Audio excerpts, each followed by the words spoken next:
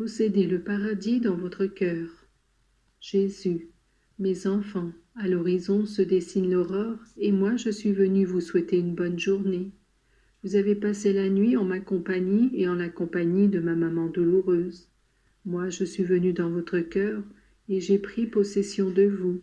Soyez fidèles à cette donation, car maintes fois vous m'avez dit que, puisque vous m'aimez, vous m'avez donné votre cœur.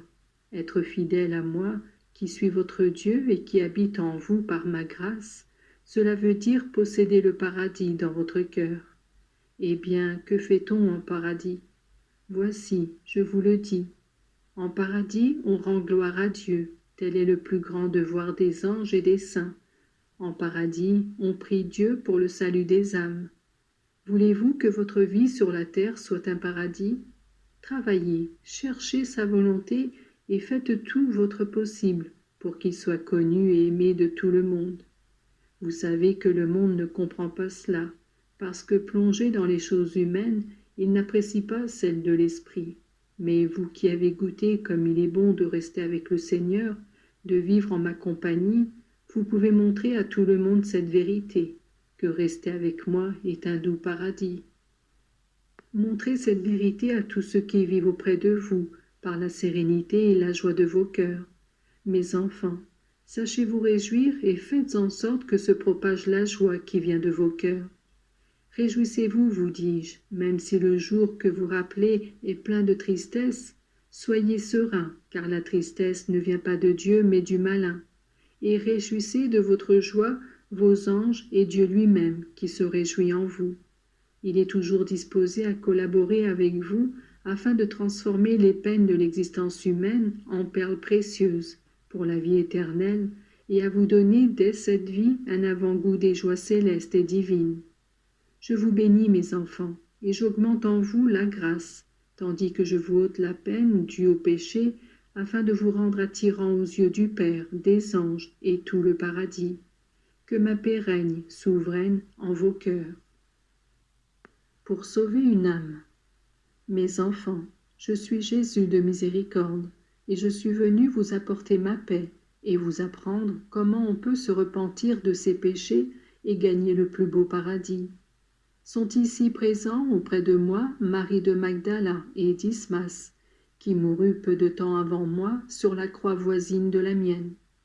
Mes enfants, les pécheurs sont le tourment de mon cœur, et je ne peux penser, surtout en cette période pascale, qu'il ne soit pas aussi le vôtre.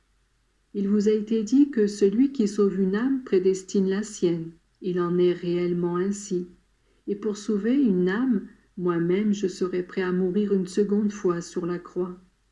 La valeur d'une âme est si grande que cela vaut la peine que vous souffriez toutes les peines du monde pour sauver ne serait-ce qu'une seule d'entre elles. Eh bien, ma miséricorde est si grande qu'elle est sans cesse en attente de pouvoir se manifester aux hommes dans son immensité. Je voudrais pouvoir vous manifester mon cœur et vous montrer comment chaque pécheur repenti peut trouver en lui un accueil et un refuge. Il me suffit parfois d'un seul acte d'amour et de l'invocation de mon nom pour faire des plus grands pécheurs des âmes d'une grande sainteté. Évitez de gaspiller ces dons du ciel.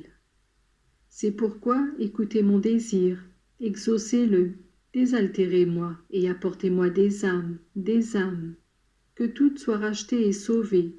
Je ne vous recommande qu'une chose.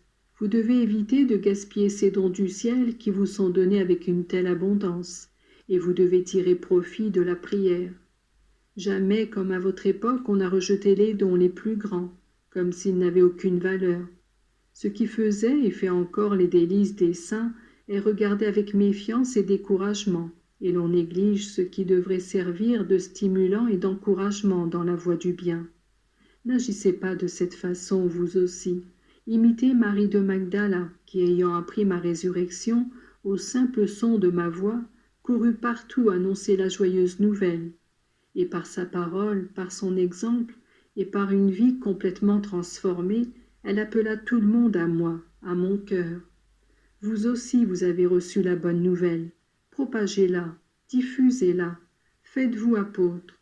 Vous aurez, vous aussi, la récompense qu'a méritée Marie, que son nom soit rappelé au cours des siècles, ou la récompense du bon Dismas, qui au dernier instant de sa vie s'est entendu dire « Aujourd'hui tu seras avec moi en paradis. À tous je donne ma paix et la joie de ma résurrection. »